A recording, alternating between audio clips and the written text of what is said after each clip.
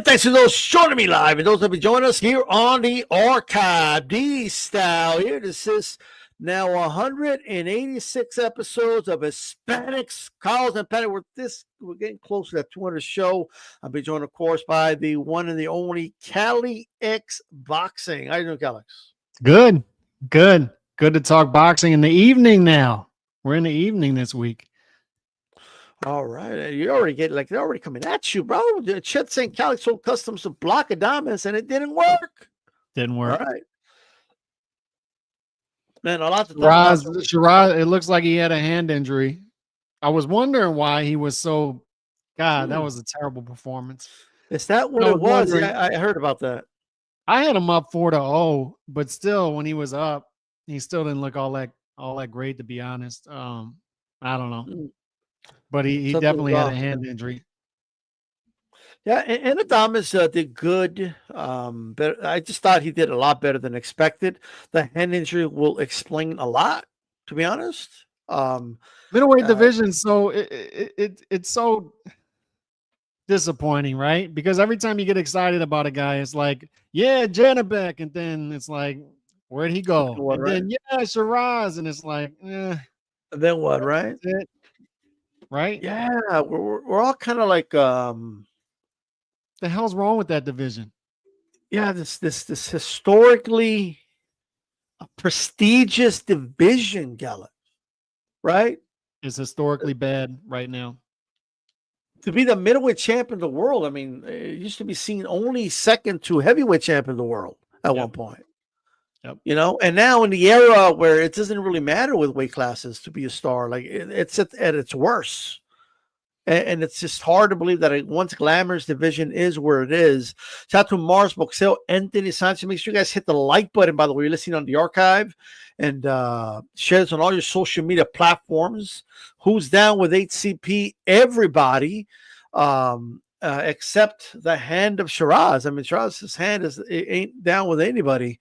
And who do you have winning, though? Because I thought it was a very close fight. Adamas. I had Adamas winning 7-5.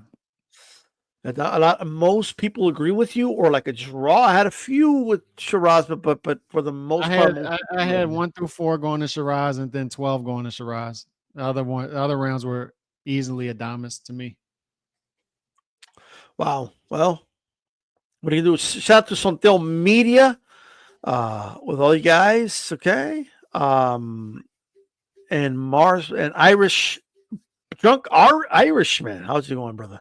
All right, so we'll move on from that fight. The letdown of everybody was kind of expecting a nice performance. Shiraz didn't quite happen. Does this at all, even with taking into account the hand injury, does it, like, how do you feel about a fight with the man, what's his name? Janibek. Janibek. I was going to say Adamic, and I know that wasn't right, and I always want to say that for some reason. But Janibek, does that kind of put Janibek as the number 1 middleweight in the world? Like, this is kind of like if it's possible sometimes that a guy could do so poorly that people just kind of put the other guy on top, right? I mean, that's kind of what this was. Tallest midget. Is that what we have at this point? I mean, that's what we have at this point. Yeah, I mean, fight to Australian winning fights. Shiraz is struggling over here. I'd still be down with that fight, but I don't know. Nothing at middleweight gets me excited right now. Nothing. I'm waiting for these 154 pounders to move up there and spark this division a little bit. Yes, a lot of these 154 pounders will eventually be at 160, and even Bud's I don't want that division. But Bud's just bypassing the whole thing, right?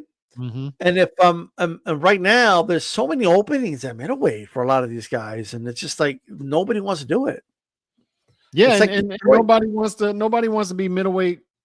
Like you said, it doesn't hold prestige anymore. So even Shiraz, they were talking about him being a 2026 opponent for Canelo until this, right? So yeah, no.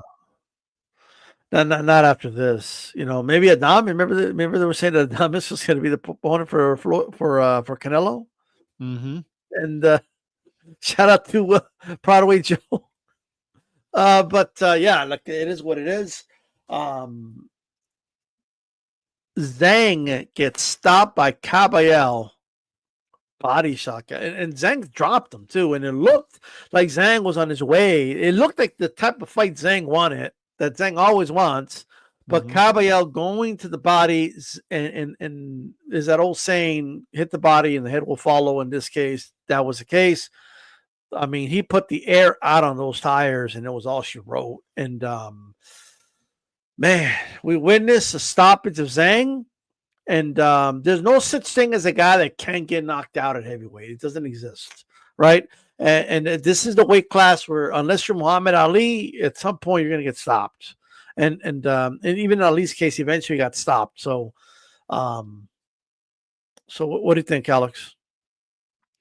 Caballel looked good. It surprised me because I thought that Zhang was durable. I thought he had a great chin, but obviously he can be stopped. And what it highlights once again is underneath Usyk, 2 through whatever else, all these guys are beatable. They're all beatable. Yeah. You match these guys up 2 through 10. Yeah, I mean, you could easily see a slight upset. They're all tough fights to call. All of them. So it's a division where I think the Saudis are going to continue to make the fights, continue to keep these guys busy. And who's to say Bacoli doesn't come back in May and spark somebody in an upset, right? After losing to Joseph Parker. So it's one of those divisions. I think it's another historic division, obviously, right? The heavyweight division is the heavyweight division, man, baddest man on the planet. However, I've been saying for a while now, about a decade, I think this is, historically speaking, the weakest the heavyweight division has ever been. Yes. And I stand by that still. And I don't think any of these guys are great, but they're all beatable, and they make for entertaining fights.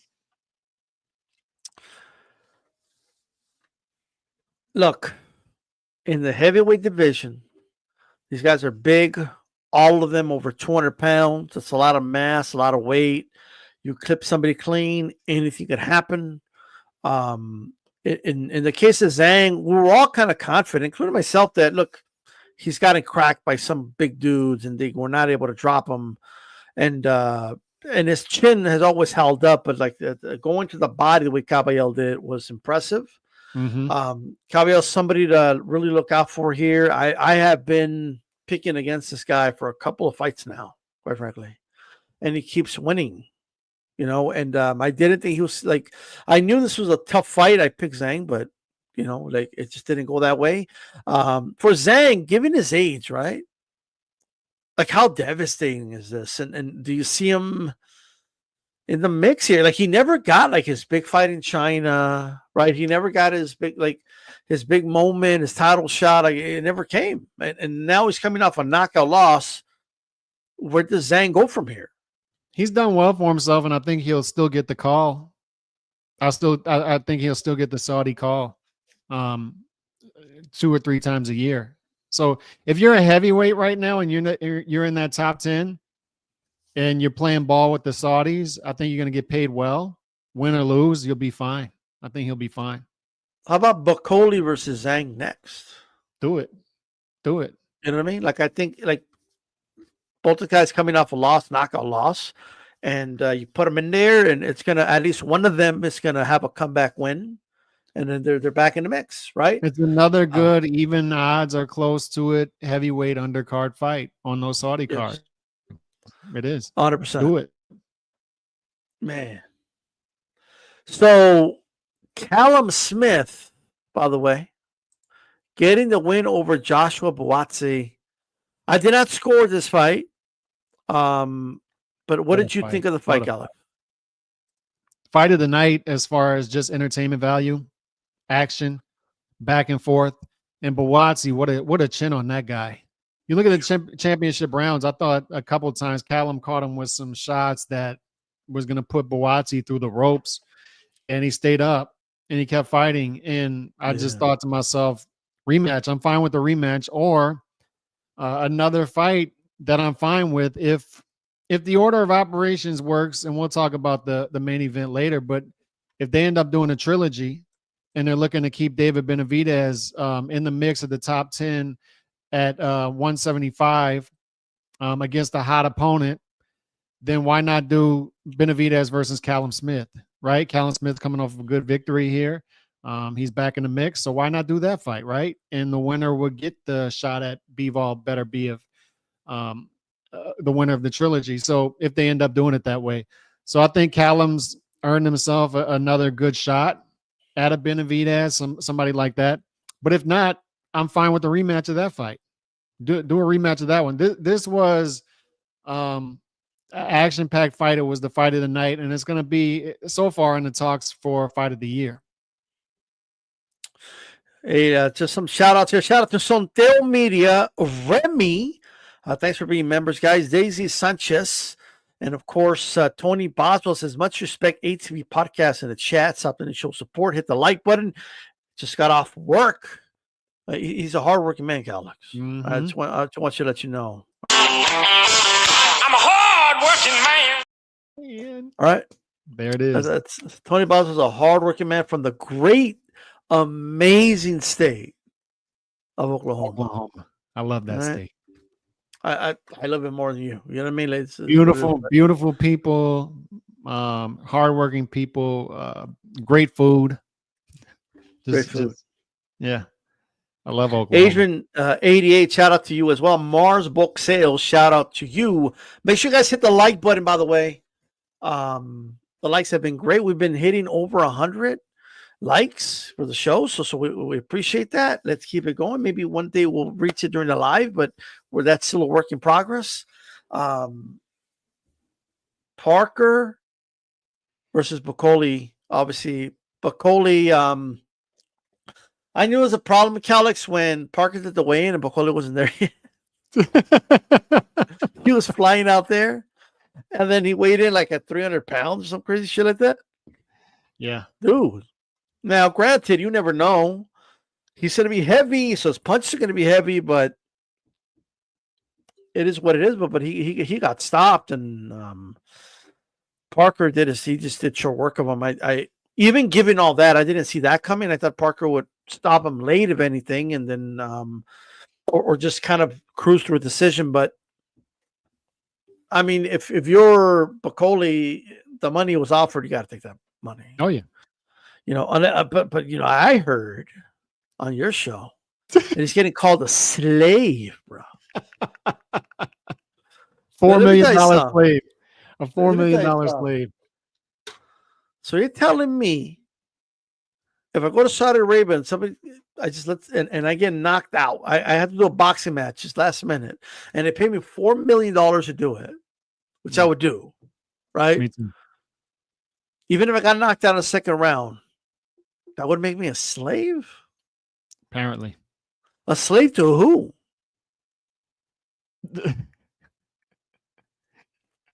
Like what? I'm not sure. Yeah. What I know is Bacoli on short notice is still a dangerous fight because you never know what's going to happen early, right? He can send people to hell. And what division are we talking about? We're talking about the heavyweight division. You don't have to make weight. You pull up with power. Even if you're not in tip-top shape, which I'm sure he wasn't, he didn't look like it, you still can put a guy's lights out in the first 3-4 rounds. So it's still dangerous, right, to play those games. So props to Parker for fighting that fight, and props to Bacoli for taking the fight on short notice. And word on the street is he was offered $4 million to take it, so why not take that fight? And on top of that, they already promised him a date for May, from what I'm hearing as well. So good for him, right? Good for him for leveraging that. Parker continues to be the hottest fighter in the division, not named Usyk, right? He's the guy who continues to win. I think he won like 7 fights in the past 25 months, something like that. He's on like a 7-fight win streak, pulled off multiple upsets, won 3 straight fights against dangerous punchers as well. So I think he deserves the Usyk shot now. And I don't know if you caught, by the way. Yeah, I don't know if you caught his interview with Helwani. I haven't caught any interviews, so what happened? Okay, so he was being interviewed by Helwani, and he said it was very weird how Dubois was fine earlier that day, and then all of a sudden he got news later in the day that he was sick.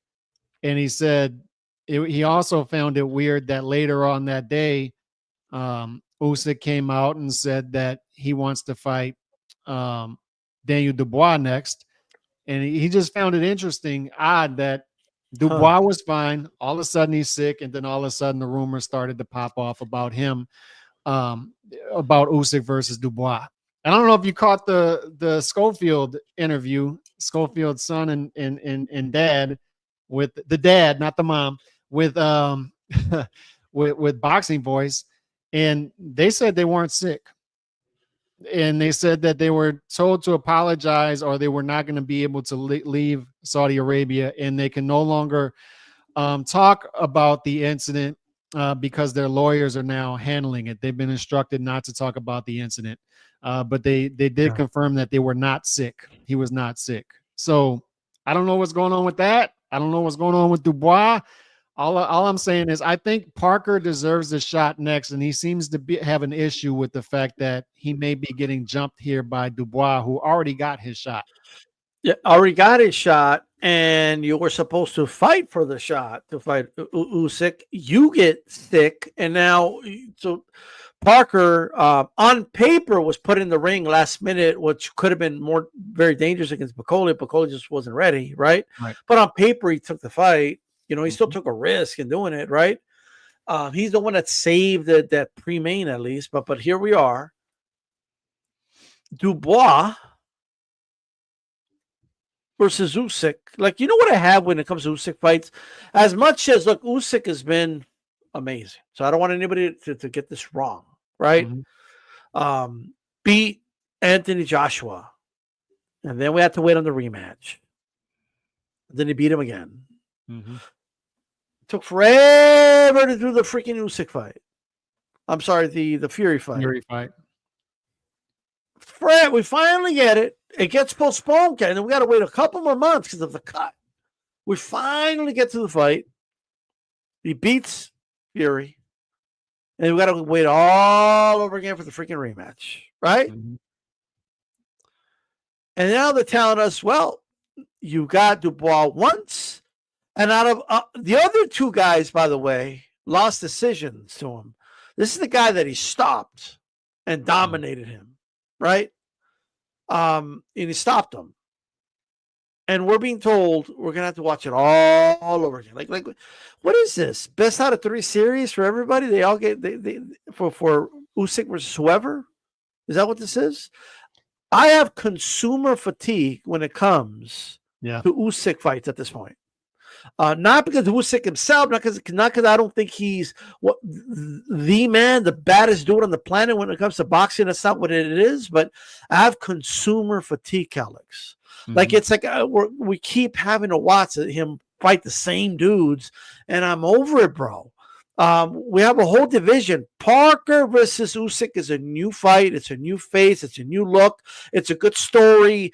Parker has earned it at this point. Okay, reward that behavior so other fighters take note. You act like Parker and you win. You get rewarded with a world title shot. Reward that type of behavior. It's better for the sport, right? And I'm just done with the rematches for Usyk at this weight. I'm done with it. I just don't want it. I don't want to see Dubois versus Usyk again. I seen that movie, right? Achilles is going to win again. Like, I'm good, right? Do you want to see Troy 2, Alex, where Achilles and Hector battle it out again? No. Do you need to see it to know that you don't think Hector could pull it off in the rematch? No. We don't need to see it. I don't want to see it. Now, Parker, that's an interesting fight. Usyk would be favored. I think Usyk wins. But he has to get it done in the ring, and I think it's easier said than done. I like the fight. Yeah, I don't think Usyk has issues with bigger fighters. In fact, I'd argue he likes fighting those fighters, probably prefers fighting those fighters. I just think Parker is a more interesting matchup too. I don't think Usyk is going to get. I actually did think that Dubois had some success early on in that fight. And there is the whole controversy. And I think that's what this rematch is about, right? They're trying to drum up the controversy that wasn't a low blow. Right. And but past all that, Usyk ended up winning the fight by stoppage. And some things, even if they're questionable, some things, like we were talking about, that was Zepeda versus Farmer, right?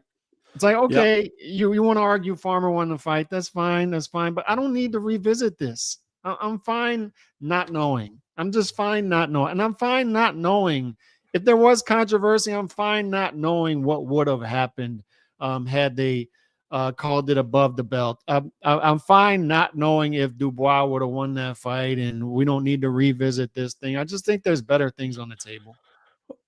Yeah, you know what? The We don't worst know thing in either. the world, though. It's really not. If they do Dubois too, that's fine too. It's not great, but it's fine. Usyk's got 2 fights left, and he's out the door. So hopefully they're 2 good fights. I just to me, like, yes, it's fine, but I don't want fine. I want a good fight. Mhm. Like, I want something new. That's just me, like, I just don't.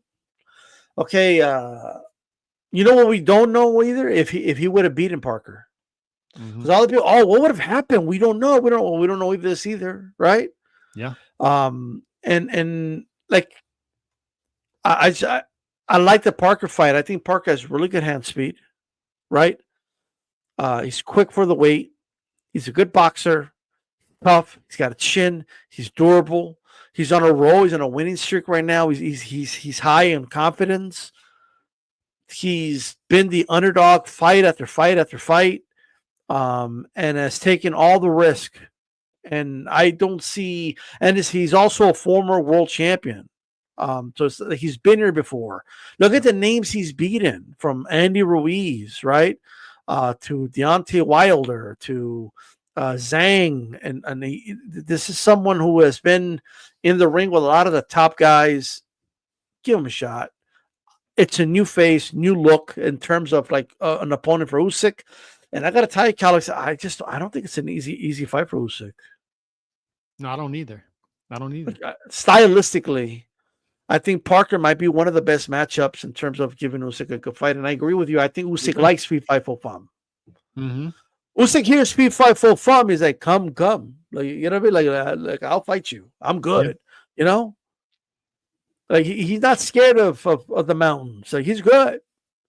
Now, Parker he's not a cruiserweight, but he fights like a cruiserweight, right?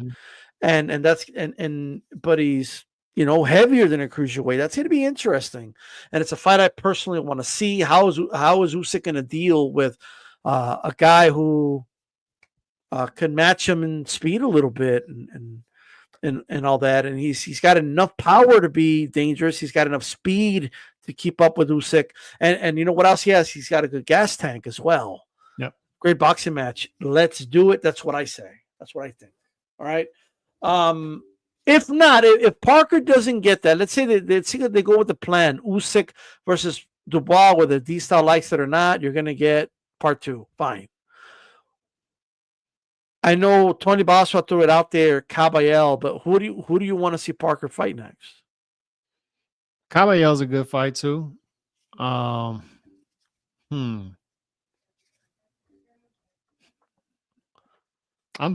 fine with that fight. They both went on the same card. Yeah, I'm fine with that fight. I just want them to keep Parker busy, get him back out there. This guy deserves paydays, and he deserves to stay in the mix. And then when Usyk ends up retiring, let's say he retires at the end of the year and says, all right, we're going to relinquish these belts, I hope Parker's the first in line to get a shot at least one of those belts. He deserves it, man. He's been putting in the work, and he's been winning these fights. Yeah, for sure. Well, we'll see what happens, and we'll kind of depend on the news. We'll talk about it on the next podcast, depending where it goes from there.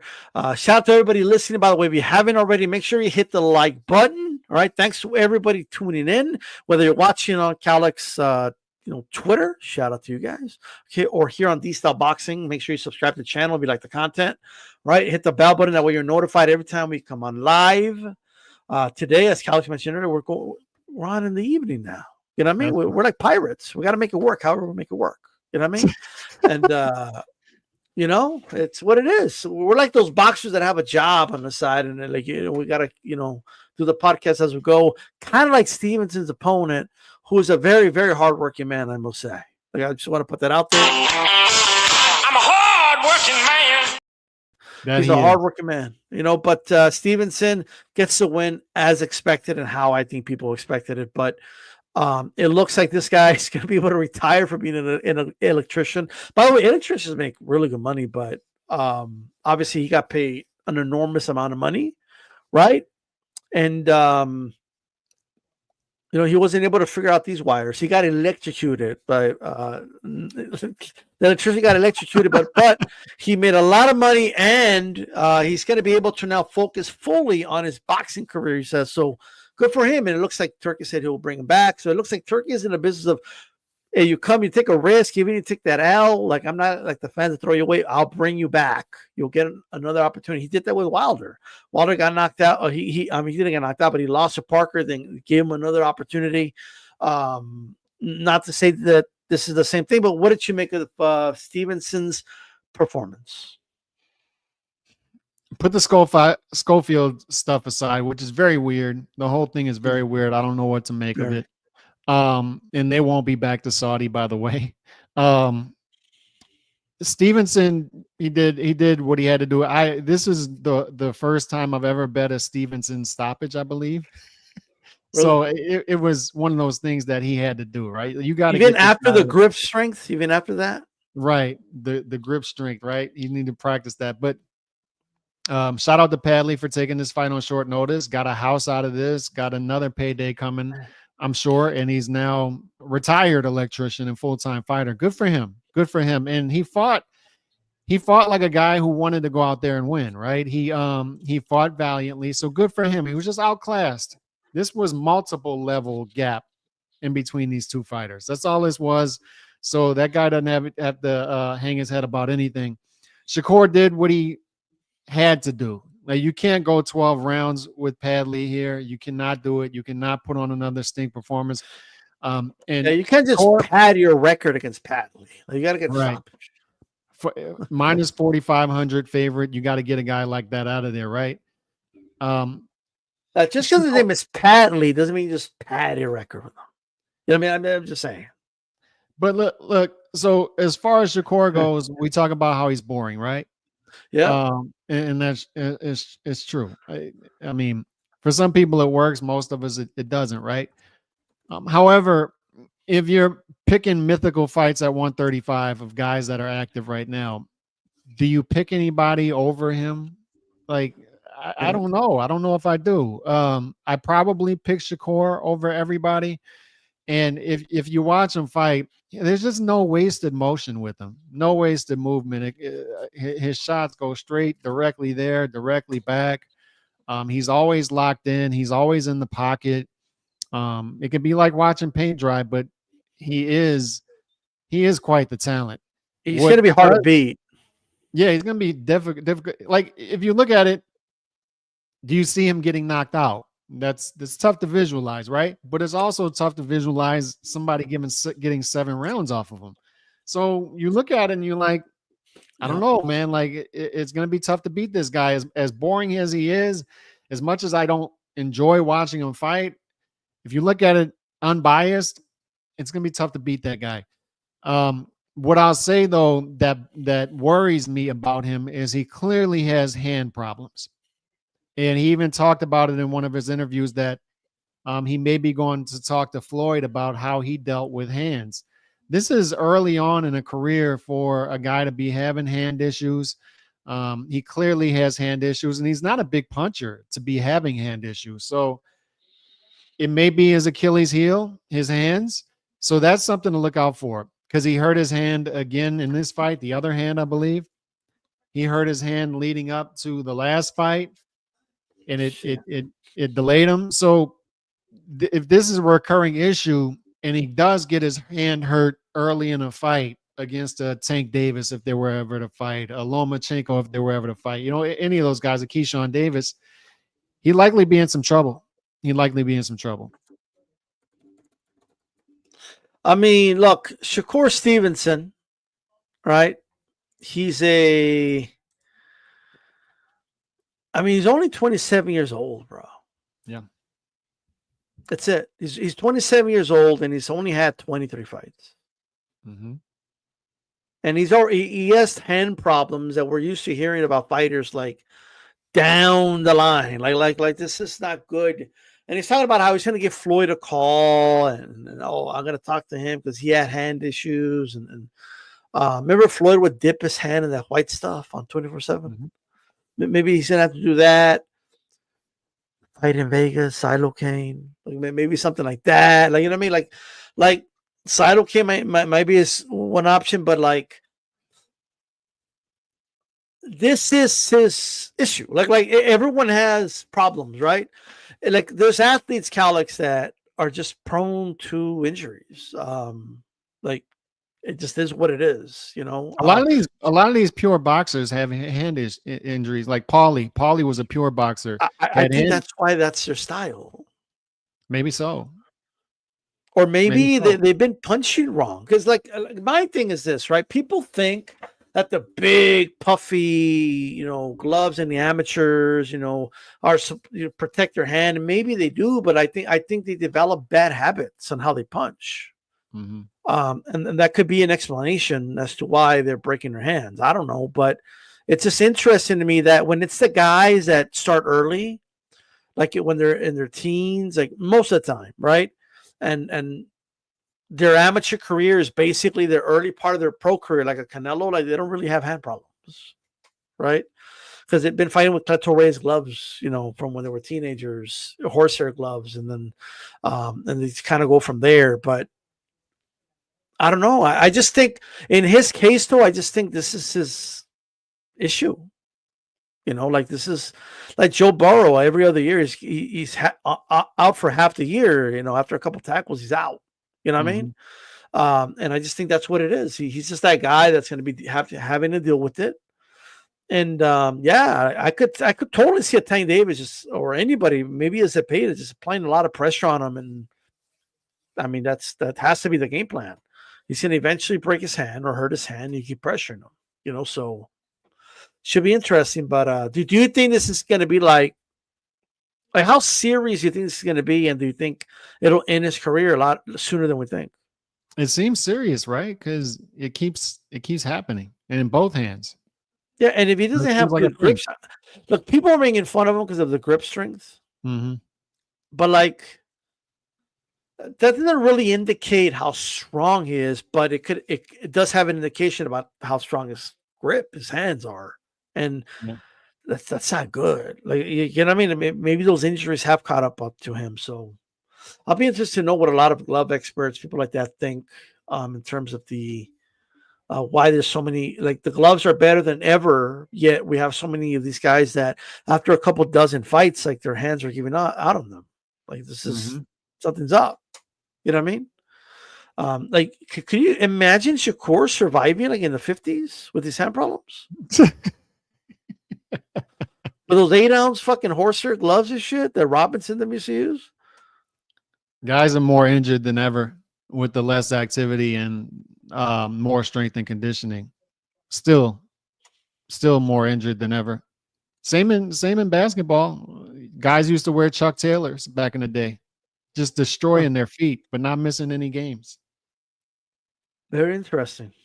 You know what I mean? So the fight that we both were looking forward to, right? And like to me, by the way, before I get to that, HLD says get titanium plate implants like Wilder did. Whatever works, right? Whatever you got to do. Imagine like he gets those, and then he just starts knocking dudes out, like one punch knockouts. Like, you know what I mean? Like I would be like, what? Every boxer and their mom's gonna start getting titanium plates, right? But look, Virgil Ortiz, Madrimov, this fight got a lot of hate. Like everybody was complaining on the timeline. I wasn't watching it live. I watched it later, but like I was keeping up like with because I had a bet and I was working. But Calix, what did you make of the fight? And that's the question. Like, how did you feel about it? I like the fight, and I did too. I learned a lot about Virgil in this fight. I feel like we learned a lot about Virgil in this fight. Madrimov is a guy who will fight negative, undefeated fighter, took Bud to the brink, right? That was a close fight, tight fight. And he's athletic, and he gets awkward. And you saw it in this fight. I thought the referee should have took at least a point at some point in this fight, because he kept leading with that head, right? He kept leading with the head, and trying to very dirty. Yeah, it was dirty tactics. I think it crossed into dirty tactics, and then fighting very negative and trying to chop up the fight to where Madro could. What's that? Like B-hop, Madro hop. Yeah, and then he was trying to chop up the fight to where Virgil couldn't get 3, 4, 5 punch combinations off. But the thing that I was impressed with Virgil about is, as the fight wore on, he started to get those 3, 4, 5 punch combinations off, right? He was able to will his type of fight against a seasoned vet like Madrimov, who is a hell of a fighter and who knows how to win fights. He's undefeated, a good fighter. And he's like, Virgil's like that full court pressing basketball team that they force you into their style eventually, and you start turning the ball over, turn the ball over. And you saw it with Madrimov late in the fight.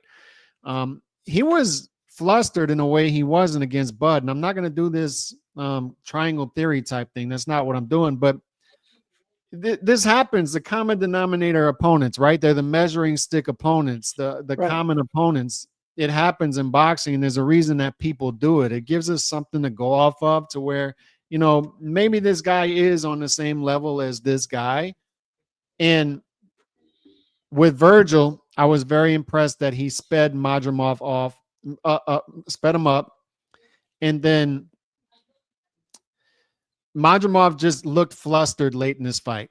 Virgil looked like the vet. Virgil looked like the champion. Virgil looked like the A side. He looked like the better fighter, the more athletic fighter.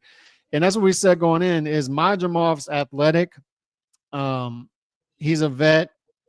He's experienced, all that stuff. But Virgil's just a better fighter. And that's what showed late in this fight. He's just a better fighter. And that's what happened. He was landing the bigger shots. And I thought he swept the last 4 rounds and clearly won the fight. So impressive. I was impressed with Virgil in this fight. And to me, he's a top dog at 154 at this point. He's a top dog. Not to say he's lineal or anything, because there is no lineal champion right now. But how do we get lineal? We get number 1 versus number 2. Now he's number 1. Going into this fight, Madrimov was 2 behind Bud. So right now, lineal's cut off. So I'd like to see Virgil fight for the lineal championship, the ring belt. Yeah. Look, the way I see this fight, and I don't want to like brag or nothing like that, but this fight went exactly like I said it was going to go. And I just knew that Madrimov was not going to be able to sustain. I don't think he had sustainability to deal with the constant pressure that Virgil was going to bring, right? And the mistake that a lot of boxing fans and pundits, Calix, and a lot of people do is, when a fighter fights aggressively in the sport of boxing, right? For some reason, people just think caveman, like they think unskilled, like they think this is not the sweet science. This is a brawler, no defense. You just come forward and just get hit a lot. And the reality is, there's a method to the madness. Like Virgil's not there to do measurements and do science in terms of that. Like, he's there to bulldoze, right? He's there to do a demolition, but even demolition jobs have a science to them, right? If you want to do a demolition job right, and you're still managing efficiency with it, and you still, when you do a demolition job, you do have to be responsible in what you're doing, right? And when you do demolition jobs, you're more likely to take bumps and bruises, right? Because you're doing a demolition job, right? So yes, it's expected that Virgil's going to have a black eye after a fight when he does that. But look at his opponent, though, right? Madrimov was in trouble multiple times in this fight, especially later in the fight. And although I got the prediction wrong, I thought Virgil would stop him late. It sure as hell could have happened. You know, he had him hurt. He had him hurt. He did. But you know, Madrimov did his best Ric Flair impersonation or Bernard Hopkins impersonation and started getting a little dirty in there. And I'm not mad at Madrimov for doing it. I'll call him out for it, but what I'm mad at is a ref who should have put a stop to it and taken a point away. Right? These brothers need to step up. Guys are doing fouls. Call it. Take a point if you have to. Put a stop to it. Yeah, right? That's why I say another reason I say Virgil's the better fighter is if you enforce Marcus of Queensberry rules, keep their hands free, limit the tactical clinching, take points away for the headbutting. Virgil, I think, does stop Madrimov in this fight. Madrimov, he stayed in the fight with those veteran tactics. He stayed in the fight, gave himself a shot late, but it just wasn't close to being enough. I thought Virgil clearly won the fight. I don't think it lived up to some people's expectations of an exciting fight, but this was the fight I was looking forward to the most because I wanted to see how Virgil would handle this. And you really didn't know how this look, the popular pick out there, people are going to lie about this, but the popular pick out there was Madrimov to beat Virgil in this fight. They were saying it after the Bud fight, that Madrimov would clearly beat Buhacik, and Madrimov would even beat Virgil. Look at how Virgil looked against Buhacik. I have to give both of these fighters credit because at the end of the day, what do we say we want? We want to see fighters fight each other, right? We want to see the top 100%. Fighters fight each other. So look at both of these fighters. And this is why I don't want to throw away fighters like Madrimov, even though we don't like his style, right? But what was he willing to do? He was willing to face Bud. Then he was even willing to say, I'll fight Buhacik in December and then Virgil in February, which was crazy, right? But we were all for it. But obviously the Buhacik fight fell through. And now we got this one. But he fights Bud and Virgil. And then what does Virgil do? Virgil fights Buhacik and Madrimov. That's not two guys you go out of the way to fight. You don't do that, right? So well, you do it when you've lost a lot of time, like Virgil lost, right? He lost a lot of time, and he's making up for it here. And I mean, he's got momentum now, and I think people were too down on him after the Buhacik fight. It was a close fight, could have went either way. Buhacik is a tough fighter. Yeah, Buhacik is one to look out for, and something tells me that if Buhacik Madrimov would have happened, Madrimov doesn't make it to the Ortiz fight. I think I said it after the fight. I think Buhacik beats Madrimov. Yeah, and I think in this, and I'll include myself in it, I think a lot of people overrated Madrimov after the performance over Bud, right? I think a lot of people saw that and said, yeah, he's a lot better.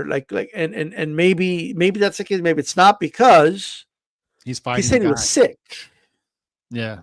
He said, I wasn't good. I know. I wasn't feeling very good about myself. They're all sick now. Yeah, they're all sick. I'd like to see Virgil. I was reading who's up next, and they got the eliminators and they got all this stuff going on, right? Sanctioning body stuff.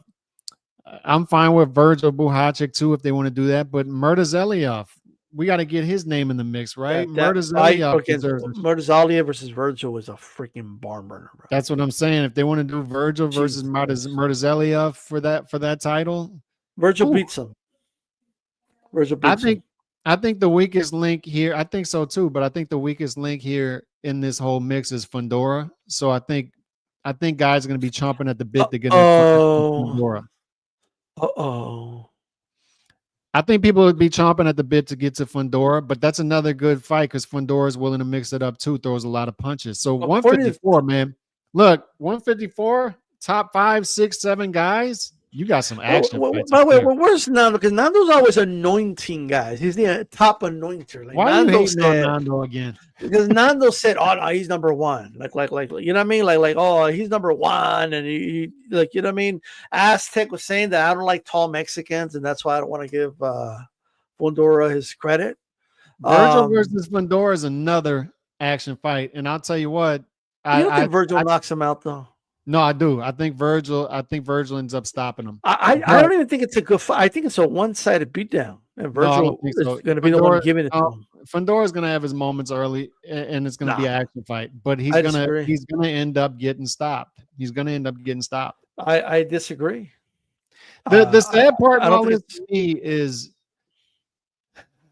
and look, he's older. He's 37. He's on his way out, right? But I just think, man, imagine Bud versus Virgil.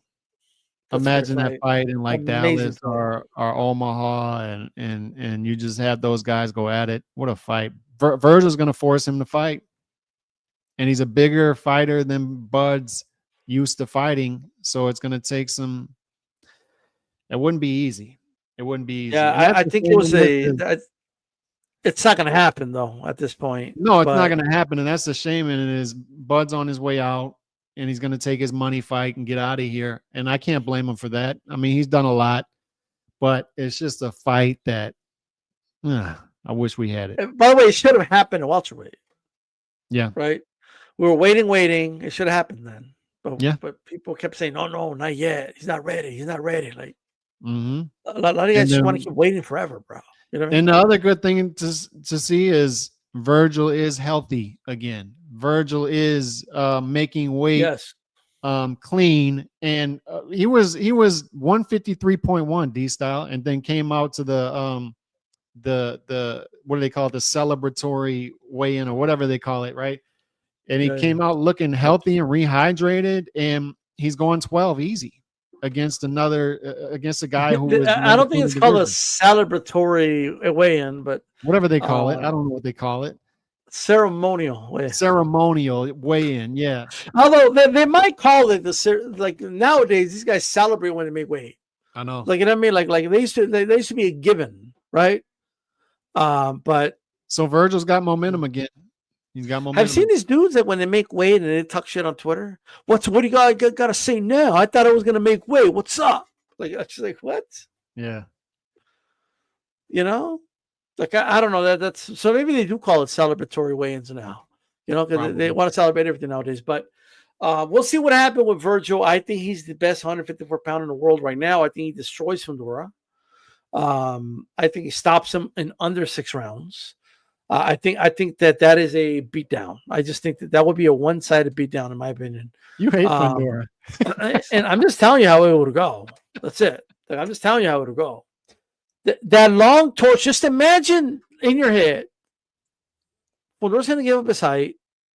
Virgil's going to slip the jab. Because Fundora could only jab dudes that can't see. You know what I mean? Like, the only time he uses jabs when he had a dude in front of him with the crimson, blindfold on. Like, you know what I mean? But even if he tries to jab him, he's going to slip the jab. Right? So imagine, like, Fundora bringing back his punches. Right? And just to picture that long torso of his and what Virgil Ortiz would do to it. I like Fundora as long as he fights. It's just. Have you seen Rocky 1 when they let him in the meat factory and he's just punching the shit out of the meat? You saying that's Fundora's body? That's Fundora, and Rocky is Virgil, right? But shout out to B-Hop, keep calling him Victor Ortiz. Which I do too, by the way, but you're the promoter, B-Hop. You know what I mean? Yeah. It's not, and then people that still spell it V-I-R instead of V-E. It's V-E, people. I'm just saying. Yeah. It's a Virgil, not Virgil. All right? Virgil. Yeah. Let's talk about the main event. Calix, you were right the whole time. The whole time you were riding with Bivol. Mm-hmm. Like, you ride or die, right till the end of time. I'm glad I picked him. And in the last moment, no, in the 11th hour, like right at the last second, fake news. You turned his back on him, Slim. What happened?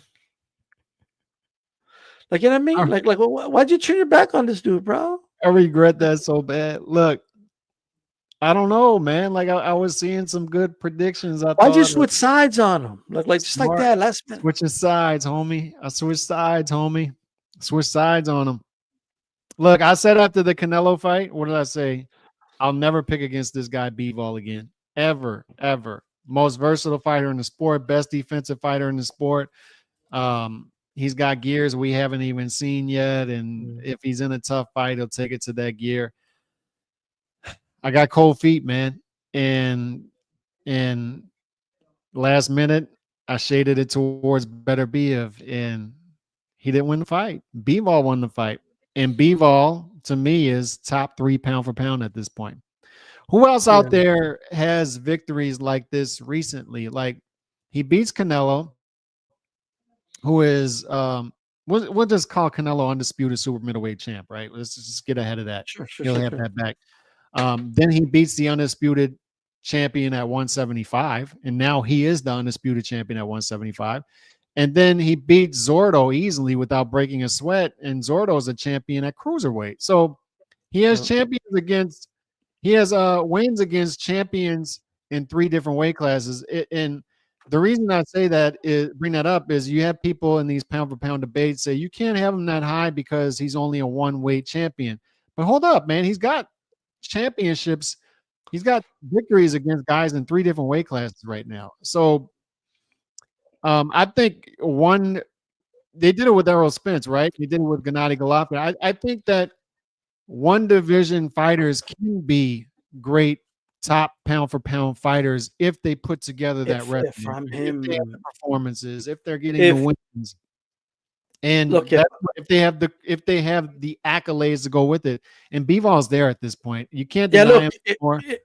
Look, imagine if he got what he wanted in that rematch with Canelo, because his whole thing was, I want to fight this guy at 168 and take out his belts, right? He could have been a 2 division undisputed. I'm not saying he would have, but he could have been a 2 division undisputed champion, beating 2 guys in the top 10 pound for pound. Yep. One of them arguably the best of his generation. Yeah. So, I mean, this and another one that people thought was unbeatable, right? He goes a distance with him and loses, but like, Beterbiev never seen the distance. That was an accomplishment in itself. Yeah, and it was debatable. And it was debatable, and he didn't get. Like, people were talking like he was going to get destroyed, and nobody could survive more than 10 rounds. And he competed for the 12. Then he comes back and he wins the rematch, bro. And you switch sides on him. I mean, he did did all the hard stuff. You just have to sit back and relax and let him do it. Like, he still switch sides on him.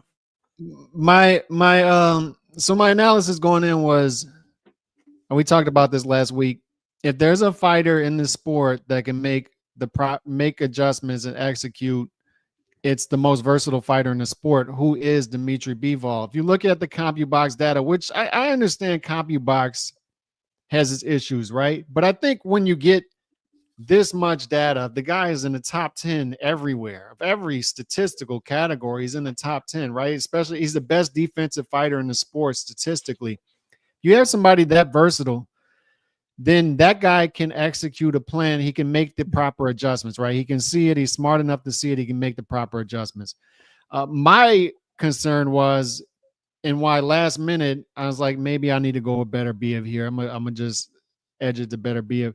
Is when I say I don't know if he has the temperament to do it, because I've never seen this guy in 5th gear. Does he have the temperament to stay in the pocket with Bivol? I still think you misread that, but yeah, right. And obviously I did. And I don't know if he has the temperament to stay in that runner stance, push Beterbiev back, and throw those 4 or 5 punch combinations in and out, and consistently do it through 12 rounds. And initially, when this fight started, first 3 rounds, I said, Bivol's styling right now. He came out hot. He was in his rhythm. He's a rhythm fighter. He's in his rhythm. I was giving him these rounds. And then Beterbiev, 4th round, had a huge 4th round. If you look at this series, 24 rounds, there's maybe a handful of rounds both of these fighters won definitively. You had 19, 20 close rounds in this series, right? No separation between the two over 24 rounds. But that was one of the definitive rounds. In that it was so definitive, I looked at the live betting odds throughout the fight, each round. It went all the way to minus 650 Beterbiev. So he was the clear favorite at that point, minus 650. And if you look in between those rounds, Bivol, he's back like this on the stool. His mouth is open. I'm like, man, we may see a stoppage here from Beterbiev. But what happens? Bivol, in pure Bivol fashion, he figures it out. He downloads the data into that little computer brain, boxing computer brain he's got, and then he's chopping each round, chopping that lead, getting closer, in the second half of the fight was Bivol. That was a clinic to me. And Beterbiev is still in these rounds, right? These are still close rounds because he's still landing huge shots. But I just felt like Bivol was controlling the pace. It was his fight. He's throwing flurries, doing great defensive tactics that he does, right? And setting up shots at the same time offensively. And then, so if you look at round 11, in between round 11, 12, then he goes to the minus 550 favorite going into the 12th round. So it goes from definitively Beterbiev's fight. I don't know. You're not going to see too many fights where the betting odds flip completely like that on their head. And it happened in this fight to where it became a Bivol fight late and he wins the fight on the scorecards. Scorecards were great to me. And I had him winning the fight 115, 113. Close fight. Yeah, it was because Beterbiev won the last round. If Bivol wins that, it's 116, 112. But I had Bivol up 7-4 going into that last round. I thought he took control of that fight. These guys have boxed 24 rounds, right? After 24 rounds of boxing, and we'll talk about this in a little bit, but I'm going to tell you, we haven't really found out who's a better fighter. We just had two different outcomes. Both are capable of beating the other. And that's what, to me, that's what's intriguing. As a sports fan, it's kind of the sports side fan of me, more so than the boxing side of me, that really likes that, right? Yeah. I like seeing two competitors like that are so evenly matched, and it just comes down to who's going to execute the game plan better, who's going to, just in the moment, right, get it done, right, round per round. Now, there's a poll up right now, and you guys can vote on it. Very serious poll, right? Right now, people are voting on it. Should Calix apologize to Dmitry Bivol? 89% have said yes. And if people say yes, you're going to have to apologize to Bivol and to Mother Russia and his ancestors and his never again, Dmitry. I'll never do it again, Dmitry. I'm sorry. I shouldn't have done it. I said I wouldn't do it, and I did it last minute, last second. I did it. I apologize. Oh my God. You didn't stay the course. Do you think so? I said this after the fight too. After 24 rounds of watching Canelo and Golovkin go at it, I said these are two special fighters, and I just don't see the separation at this point in time between the two. That's how I felt at the time. After 24 rounds, and that's how I feel about this. It's like these are two special fighters that are every bit each other's equal at this point in time, and I just don't see much separation at all between Beterbiev and Bivol. Yeah. And that's the part that people need to I'm seeing, and believe me, I picked Bivol to win, but there's people out there kind of like, oh, that's it. I don't need to see it no more. Bivol's a better fighter. That's it. Like, and I'm like, are you? That's like, I don't know, man. Like, this is fights like this are the reason trilogies exist. Right? It goes back to what we said. You said earlier too, right? Like you get fatigued with the repeats. Right. And that's the problem with boxing is we do repeats of fights. We don't need to do repeat. We don't need to see Zepeda versus Farmer again. We don't need to see it. Even if it's a close fight, like it's not entertaining. There's no value to seeing this again. We don't need to see who's better. We're not finding out who the best in the division is. The public is not wondering. The public is not out there wondering who's better between Zepeda and Farmer because the public just doesn't care. It's like, give us Zepeda. You're number one in every sanctioning body, bro. Fight one of those guys, pick one. Like that's what we want to see. We don't need to see this again. This is one of those where we've been wondering, right? We've been wondering for a while. where's the rivalry going to come from? Will we ever see another great trilogy? Like Chocolatito versus Gallo Estrada, Canelo versus Golovkin. To me, the third one, it's a trilogy, but that was clearly Canelo's, and it kind of whimpered out, right? But when are we going to see this great rivalry again, like we saw with Canelo versus Golovkin? Two great special fighters going at it, Chocolatito, Gallo, and now we've got it with two Russians. So let them fight it again. Beterbiev gave Bivol a shot at a rematch. I know they had rematch clause and all that, but look, he gave him the shot officially. So now it's time for Bivol to give Beterbiev another shot at the belts. And this is why rematches like that are important, because if the rematch never happened, we would have a whole lot of people saying, nah, Bivol wouldn't have won anyway. Yeah. Beterbiev, he was rusty. Imagine he's not rusty. Man, he would destroy him in a rematch. Well, now we know that's not true. They rematched and Bivol did better, right? And he won. Right. So don't just assume now that Bivol won, he'll beat him in the third fight. You don't know that. We have to fight. Right. Now, there's a small minority, but there's some people out there that feel Beterbiev won. Not that crazy. You could have him winning. A draw is not that crazy either. These guys are match guys. Like, this is the type of stuff where, like, we're used to only seeing, like, in the NBA, when, like, maybe the first two games, each team have to win a close game each. And don't get me wrong, I don't want to best out of 7 series, but I'll be good with the trilogy. But I personally want to see it. Doesn't necessarily mean it has to be next, but I wouldn't mind it, because Beterbiev is not getting any younger, so it would make sense to do it faster. But the reason I picked Bivol is when a fight is that close, right, and adjustments are part of what is separating the two guys, right? I'm going to go with the guy that started with the adjustment from the first fight, it's going to be the guy that lost in Bivol, right? He's going to make adjustments. He's going to come in and make adjustments. And we knew they were both going to make adjustments during the fight, but I think in a close fight, you got to favor the one that's going to be, and in my opinion, was going to be Bivol. So, and I explained that last week, and I think what a lot of people are missing with Bivol is his mentality, and, like, you're not going to break this guy. Like, he doesn't, like, it's not, you're just not. He's like ice in there. Like, you're not going to break him, right? You could break ice, right? Like, he's like steel in there, all right? But dude, bro, right? But I was going to say his eyes are cold as ice, bro, and he's focused in the ring. Yeah, and it's another thing that's reminiscent of. It's another thing that's reminiscent of Canelo Golovkin is the narrative was these weren't great fights because neither fighter was hurt. Well, try hurting one of those guys. Like, have you seen Canelo? You can't hurt these dudes, and that's an amazing thing to me is before, you couldn't imagine somebody going 24 rounds with Golovkin, right? And then Canelo does it. And then you can't imagine somebody going 24 rounds with Beterbiev, right? 100% KO percentage. And Bivol does it.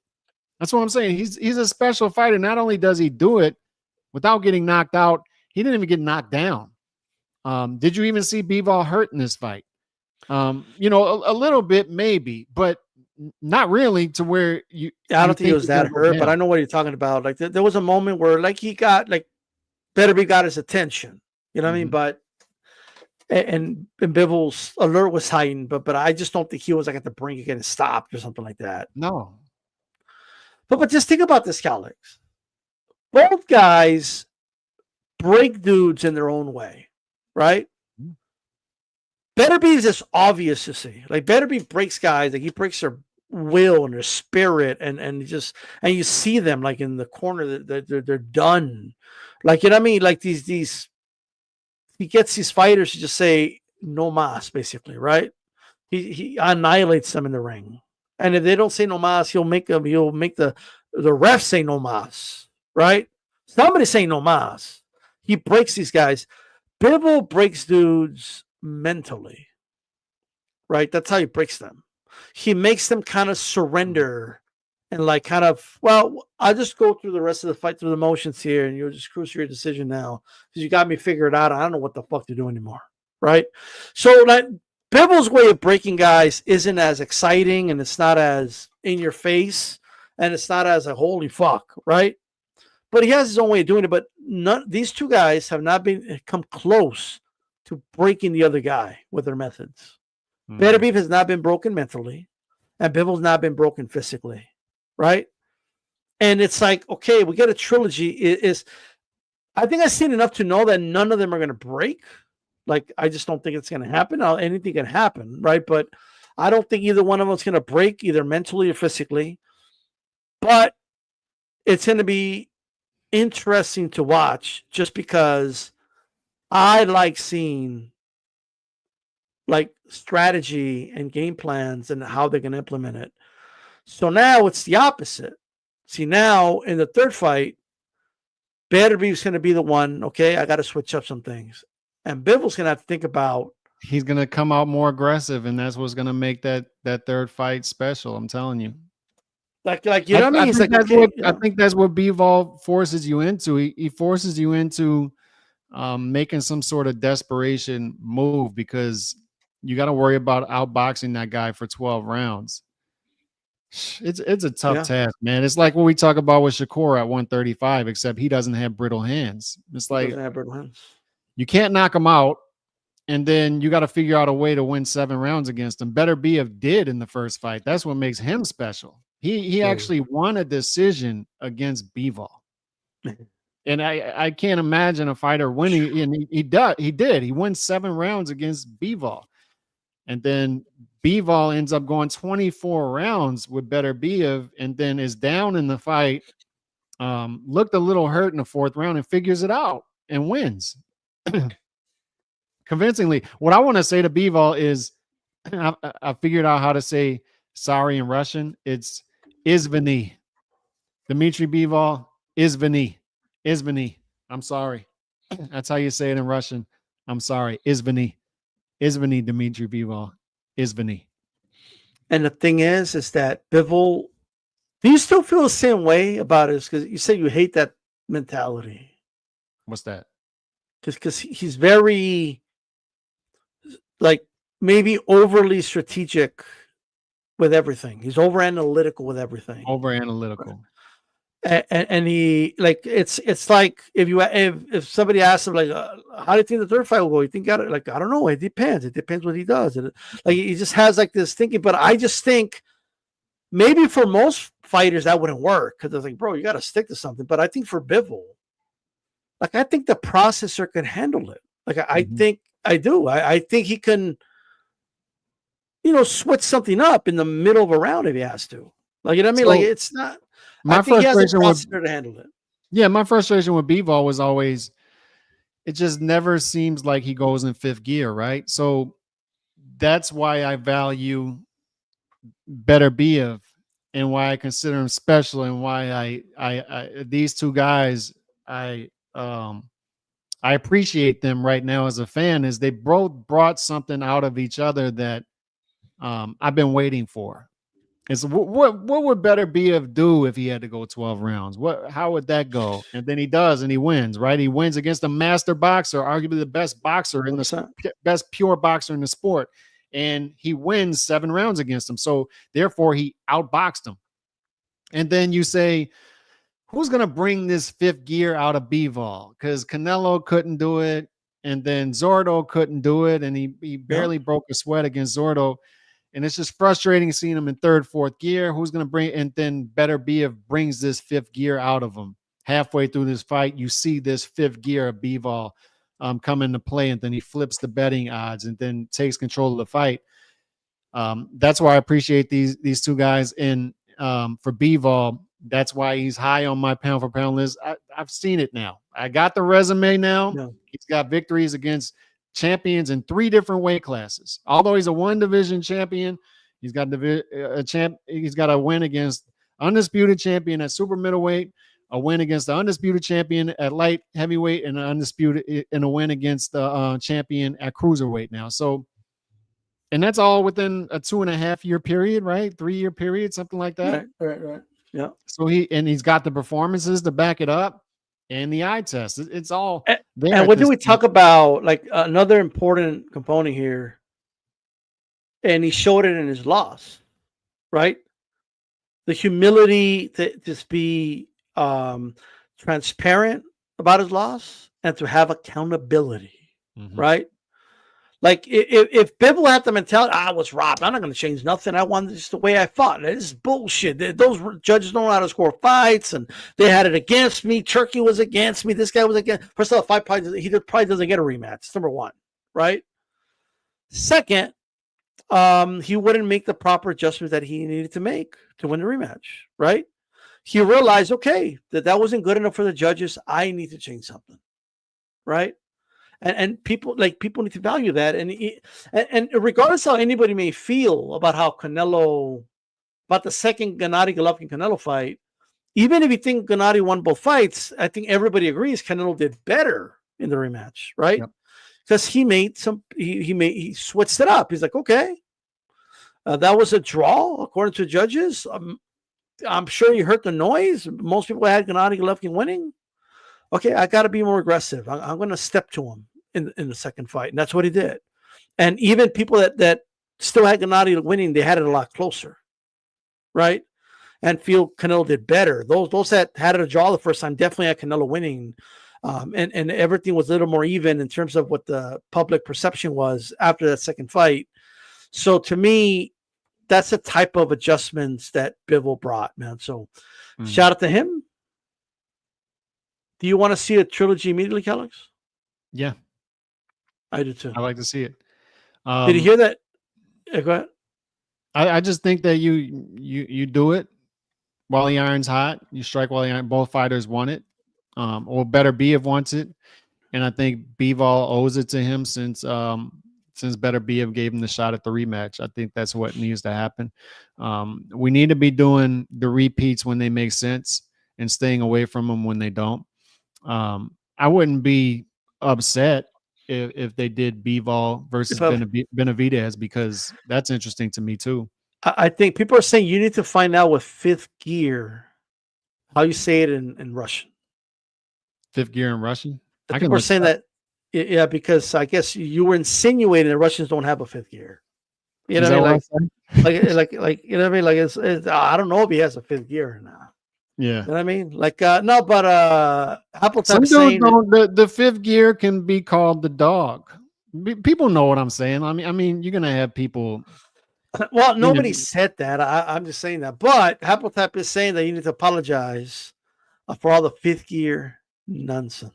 Yeah, and look, people understand what that means, right? Let's not go over that, but people know what that means. Does he have that dog in him? People? Does he have that dog in him? People. What do you mean by people? Does he have that dog in him? Does he dig deep? Does he go for stoppages late in fights when he has somebody clearly hurt, or he's clearly up on the scorecards? People know what that means, right? But I don't know, hold up the show for the slow people, right? But what I would say is, oh my God. What I would say is, I'm fine with the Benavidez fight too. It's, does Benavidez and his team, do they really want it? That's the question that I have. Do they really want it?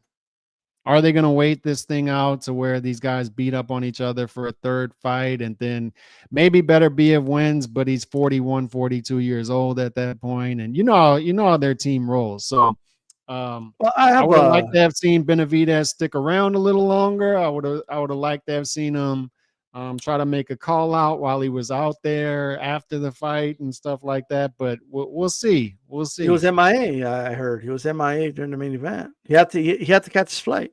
He had to catch a flight. Yeah, he had to catch a flight.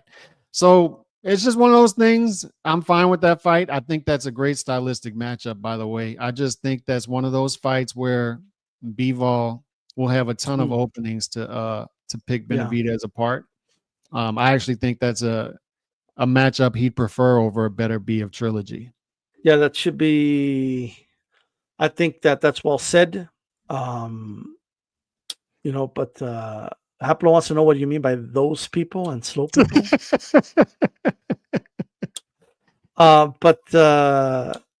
Anyway, I just want to understand why wasn't Benavidez like there? Like what happened? Remember when Canelo fought? He was like this, like outside. Like, why didn't he do that? I don't know. You know, like I just don't like. He stayed for the whole Canelo fight. Like, are you gonna stay for this fight? Yeah, I don't know. Isn't that why he was there? I think you better do that Callum Smith fight. I think you better do that Callum Smith fight. I think that's an exciting fight, by the way. It's a great fight. I would like to see is the trilogy with Benavidez, Callum Smith on the same card. But look, man, once again, if Bivol versus Benavidez happens, I'll be happy about that one too. I just think I think that's a great matchup. I do. And where do you have Bivol on your pound for pound list right now? I hear a rumor out there that your pound for pound king. I'm glad you asked, but before we get there, just really quick, apparently the WBC, according to Twitter, I've not confirmed this 100%, but the WBC has ordered the fight with Bivol and Benavidez. So that's interesting. We'll see what happens with that. But just want to go on record and say this, that if for whatever reason they strip Bivol, I'm not saying they will, but if they do, that third fight with Beterbiev is still for the undisputed belt. That's still the undisputed championship of the world. I just want to make sure people understand that. Right? Even if he gets stripped by Mauricio Suleiman. Okay, because I'm going to strip you. That's what makes undisputed watered down, right? That the politics of it. It's like the politics about it's, and then the boxing fans that enable it, Alex, right? Yeah. He's not in this league. He doesn't have the belt. Stop saying that, so you stop giving the sanctioning bodies as much power as you're giving them. We know Bivol's the undisputed champion. That does not change if somebody beats Bivol or Bivol retires. Okay? It's as simple as that. Like until 99% of boxing fans start agreeing to these things, they're not going to get fixed. So I'm just going to put that out there, right?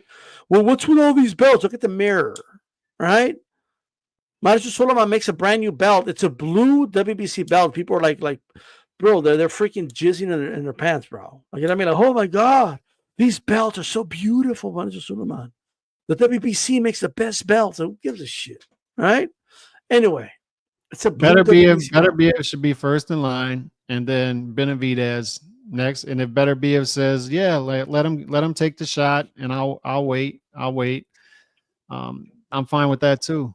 That's another good fight. No, for sure. So could you imagine if Beterbiev wins the trilogy and we get Beterbiev Benavidez next year? The bloodbath that would be. Good Lord. That would be a bloodbath for sure. That would be carnage. Goodness. I'll say it one more time. The best thing about this Beterbiev Bivol fight is that it made boxing fans sound like boxing fans when talking about the fight. Yeah. Like they were breaking it down, who's going to win, why they're going to win. Isn't it refreshing to just talk about a fight in that way? Mm-hmm. Right? Instead of A side, B side, and how many is he a star? Is he not a star? Is he ducking? Like, dude, I'm done with all that talk, bro. Right? Quick, before we get to your question, shout out to Haplotype, Remy, MLO, Iceman. Okay. I think I did give a shout out to Haplotype. Thanks for being a member, brother. Shout out to LT, MLO. And Chip Cunningham saying Calix complains about everything, he says. Man. I don't know why he keeps going after you, bro. Like, what have you done to this guy? You know what I mean? That's fine. But so it's like this. Bivol is the number one pound for pound fighter in the world. End of discussion. It's so obvious. We don't even have to talk about it. Like that's how obvious it is. He is numero uno in the world right now, today. Okay. February 26, 2025. He's the best. He's the number one pound for pound boxer in the world. If Bivol was from anywhere in the United States of America, right? With this resume, everybody would be calling him the number one pound for pound fighter in the world. I'm just going to put that out there. Okay, numero uno, one. That's it. Like that's who he is. He's the number one pound for pound fighter in the world. A lot of people have that same argument for Inoue, and I'm one of them. That if you were American, if we were in a higher weight class, he'd clearly be seen as the best boxer in the world. I I've had Inoue as my pound for pound champ for a while, and I continue to do so. I have heavyweights, but cruiserweights coming up to heavyweight. I have Usyk in my pound for pound list. You do not, so we want to make that clarification, right? That Right. I have Usyk in my pound for pound list. You do not. So Usyk, to me right now, still number 2 undisputed heavyweight champion. But you have a strong argument. I think those 3 right there. I think you want to argue any of those guys pound for pound king. I'm fine with it. What I will say is Bud no longer has a case. He no longer has a claim. People keep trying to inject Bud, and I'm a Bud fan.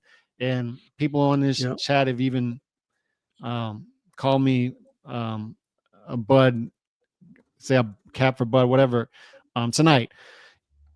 So I can't win for losing with that, right? But what I would say is he can't. This is going to be his 6th. He's already told people he's fighting once this year, right? This will be his 6th straight calendar year where he's fighting once in a year. It's just hard for a guy who's barely active. He's at that point, he's a part-time fighter, almost semi-retired fighter. You're fighting once per year. It's hard to hold rankings up for guys like that, right? It's hard to keep guys high on rankings, both divisional and pound for pound rankings, if they're fighting once per year. He's been fighting once per year since the first Trump administration, right? So this will be a 6th straight calendar year fighting once in a year. So at what point do you hold these rankings up? Then you start to look at the resume. Errol Spence hasn't fought since. Sean Porter hasn't fought since. Madrimov just lost to Virgil. Is this aging as great as people said? And I'm not going to knock these opponents. I think these are all good opponents and good wins, but they'll pick apart other people's resumes and then build up that resume, right? They'll do that for certain fighters. If you look at all of the fighters top and down, I would argue that there are 8 special fighters that I would put on a pound for pound list. And but there are tiers to it. And to me, the top tier right now is Inoue, Usyk, Bivol. But Beterbiev is right there. He'll have another shot at getting on that top tier in the 3rd fight, hopefully. But Bud and Beterbiev, Bud's probably the only fighter that he would fight once per year for 6 straight calendar years, and I would keep him in my top 5. That's how high I am of him. But at this point, it's becoming hard to keep him up there. I'm looking at it right now, and I'm like, should I have him above Beterbiev? Should I? I don't know. So right now I got him at 4, but he doesn't have an argument for pound king. Bivol does. He does. He has a good resume. So if I'm not going to be one of these people, D-style, like when I say Inoue, oh my God, you got Inoue above Usyk, and Usyk's beating guys 56. I'm not going to be one of those guys. If you have Usyk, that's fine. I can see the argument. If you have Bivol, that's fine. I can see the argument. Yeah. So here's my thing. Name me another fighter, because there will be 2 top 10 pound for pound guys, right? Canelo and Beterbiev. But like when he beat Canelo was pound for pound king. People, he was in number 1 in a lot of people's list. Canelo was. So he beat the number 1 pound for pound guy when he beat him, right? And then a lot of people had Beterbiev in a top 5 pound for pound when he beat him. Name me another guy that beat 2 top 5 top 4 pound for pound guys. You got a strong argument. Like there is no other guy. Now you could talk about. I'm talking pound for pound. People want to bring up, it's because look how big he fight for fun. Look how big Fury was. Fury was fat. Okay, he came in heavier than he should have, right? But it's heavyweight. That's the heavyweight division. The heavyweight division has always been like that. It's open weight. There's no weight. There's no scale, right? We were doing that when David A. Bivol the Undisputed. Nobody said, "Oh man, look, Baloo was over 300 pounds." Well, we got to have David A. number 1 pound for pound. I mean, nobody else in the world is beating somebody over 300 pounds. I get that there's differences, but Lewis is nowhere near as good as Fury. Before somebody starts talking, I'm just talking strictly about the weight thing, okay? And hey, he didn't have the resume of Usyk. I understand all that, but however, It's not the end all be all. Yeah. He hasn't beat 2 top 5 skilled pound for pound fighters in the world. Right? Like he just hasn't. This is the same Fury that arguably lost to Ngannou. This is the same Fury, right? That Wilder knocked down like 5-6 times or whatever, right? He could have got it stopped in that 4th round against that Wilder. You see how Wilder looked in the last few fights? Yeah. So I think the win over Fury, I'm sorry, is diluted. I don't care what anybody says. I don't care how many pounds he had over the dude. It's a great win for Usyk. Don't get me wrong, but we're comparing resumes here. Yeah. And I'm going to tell you right now, in my opinion, what Bivol has done at the moment, and there has to be some recency to it here, right? After the win over Beterbiev, I think that puts him number 1, right? I mean, these guys are separated by needles here. Like it's less than a centimeter that we're separating them by. So recency is going to have a big factor here. What is Inoue's big move here to outdo this? Name me 2 wins of Inoue more impressive than Canelo and Beterbiev. More impressive than those 2. He doesn't have them.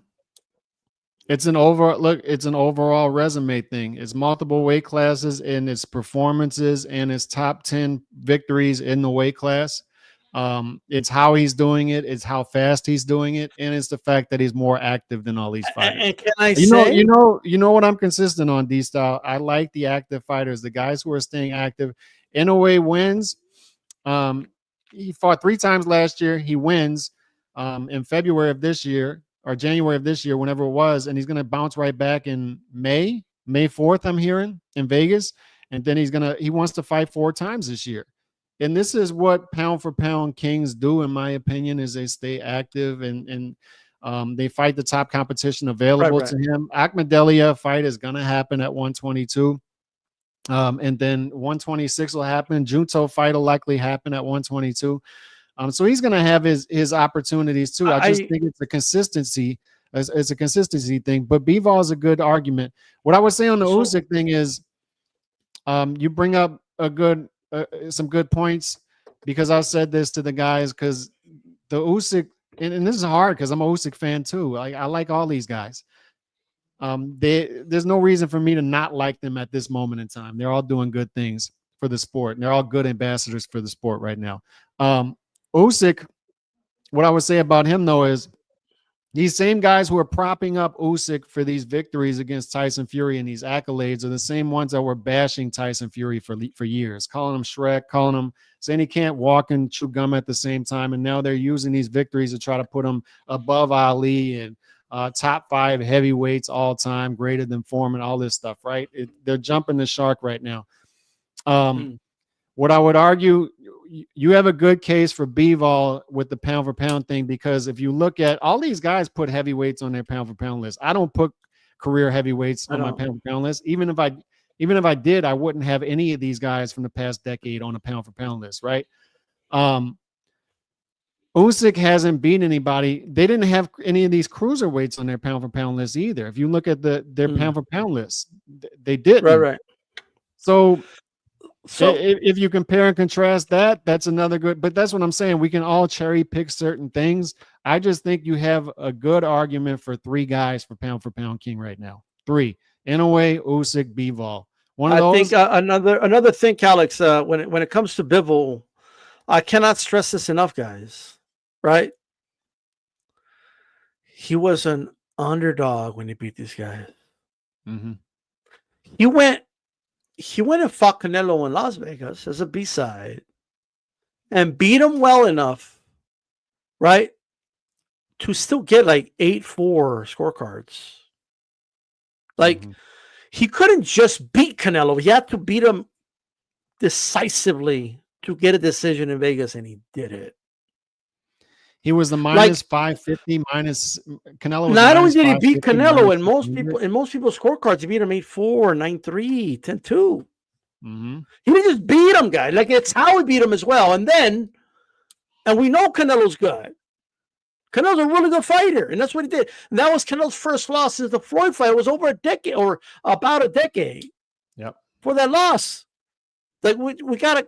He had just tore through the 168-pound division, beat all the undefeated champions. That's the Canelo he beat. And then he beats Beterbiev, a wrecking ball machine. And even in his loss, he went the distance. He broke his KO streak. And it was a fight that could have been scored either way. And then he wins a rematch. Right? I'm telling you right now, and I know a lot of that is, you can't really quantify that in pound for pound. But those are, I'm telling you guys a story of what he did. But I count it because it tells you the significance of what he did. Right? And I think he gets punished slightly because a lot of people find him boring. And that's boring, why boring, doesn't speak English. He doesn't speak English, does he? I don't think he speaks English. Oh, he does? Bivol does, yes. What's going on? Like, you're just smearing Bivol like he can't speak English. No, you know I don't watch the interviews, but I mean, if he does, he's boring. So I don't really care what he says. So that's the penalties that you talk about. If he's an American fighter, he's number one. I say the same thing about Inoue. You had somebody in the chat earlier saying, Inoue hasn't fought outside Japan, so he can't be as stupid. The dude made $43 million in Japan last year. You think this dude cares about America? They're paying him a ton of money to come to America to get him away from Japan because he makes so much money out there. He's top 100 of athletes. The dude's 122 pounds. He's Japanese, and he's top 100. And I haven't even mentioned he dominated. I only had him losing one round against Zurdo, right? And like you mentioned, Zurdo's over here winning cruiserweight titles. Yeah, that's what I'm saying. That's what I said earlier. Yeah, 100%. I'm agreeing with you, and I think that's just an extra cherry on top. I don't even use Zurdo to make my argument, but that's just something extra to throw out there. Inoue would be the ace. Inoue would be the A side to Tank economically. That's how that would work.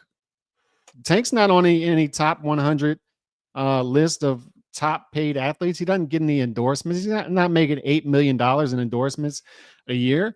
And think of what Inoue is going to get paid this year with Riyadh season. So what I'm saying is dudes are stuck in some weird time warp from 15, 20 years ago where you have to be in America to do things. And they also too dumb to realize that the dudes already fought in America a couple of times. So they're stupid, right? And this is the type of dudes that you have to constantly battle on here when you're just trying to make points. Is the dude's already fought in America a couple of times. He's coming back to America. He beat the dude coming from America. Y'all said that he's got to prove himself against this guy, and he beat him easily for 7 rounds, beat him up, right, and sent them packing. So that's where we're at with it. It's American, this American mentality that people still have. And you look at the pound for pound list, you're lucky to have 3 American fighters on the top 10 pound for pound list right now. You're lucky. Yeah, I mean, it was his win over Canelo was too wide to rig, right? It was. And believe me, they were going to try it. And we're both Canelo fans, right? But the truth of the matter is any close round, 50-50 rounds going to go to Canelo. Look, Canelo can fight him 10 times. I don't care what they say about his wife. I don't know about that, but yeah. His wife made him turn vegan before the fight or whatever they're saying, right? And he was hurt, like all this stuff. Look, Bivol beat him convincingly, would beat him again. And Bivol was stoic about it after. He's like, it really wasn't that difficult. And I'd rather be undisputed champion at 175, to be honest with you. I mean, so that's the truth of the matter. So with that said, that is the show. Any last words, Callum? No, I mean, good pound for pound debate. I think that we have 3 choices to choose from.